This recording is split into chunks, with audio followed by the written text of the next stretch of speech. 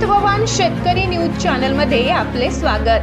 ताज्या आणि महत्त्वाच्या घडामोडी जाणून घेण्यासाठी आमच्या चॅनलला लाईक करा, सबस्क्राइब करा आणि बेल आयकॉनवर क्लिक करा।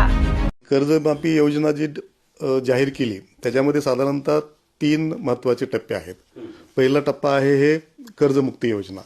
तर यामध्ये ज्या शेतकऱ्यांनी 1 एप्रिल 2019 ते 31 मार्च 2025 या दरम्यान कर्ज घेतलेलं आहे आणि ते जे कर्ज 30 सप्टेंबर 2025 ला थकीत आहे आणि 31/3/26 ला जे भरणा केलेलं नाही त्यांच्यासाठी ज्यांचे कर्ज 2 लाखापर्यंतचं कर्ज आहे त्यांना पूर्णपणे कर्ज माफ होणार आहे। तर कर्जमुक्तीमध्ये हा एक पहिला मुद्दा झाला की ज्यांचं 2 लाखापर्यंतचं कर्ज आहे किंवा काही कर्ज असे असतात की त्यांचं पुनर्गठन झालेलं याच कालावधीमध्ये 1/4/19 ते 31/3/25 आणि 30/9 ला थकीत असलेले त्यांचे जे पुनर्गठन केलेले जे त्यांची थकबाकी असेल त्यांचं कर्ज त्यांचं व्याज एकूण 2 लाखापर्यंतच्या मुदतीपर्यंत आहे त्यांना ते कर्जमाफी मिळणार आहे।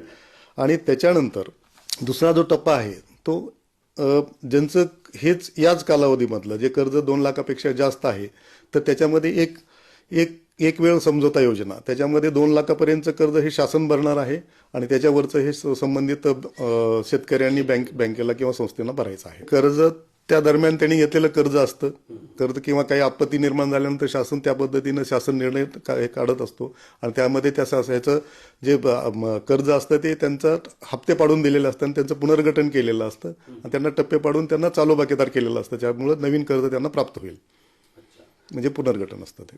सदर कर्जमुक्ती योजनेमध्ये जमीन धारणेची काही त्याला अट नाहीये, फक्त त्याला कर्ज मर्यादेवर ही अवलंबून नसलेली कर्जमुक्ती योजना आहे। जे करारानं शेती करतात त्याच्यामध्ये त्यांनी त्यांच्या नावावर ते शेती घेतलेलं पाहिजे आणि ते त्यांची जी शेती आहे ती त्यांच्या नावावर तात्पुरती का होईना पण ट्रान्सफर झालेली पाहिजे म्हणजे प्रत्यक्षात त्या शेतीवर घेतलेलं कर्ज असतं।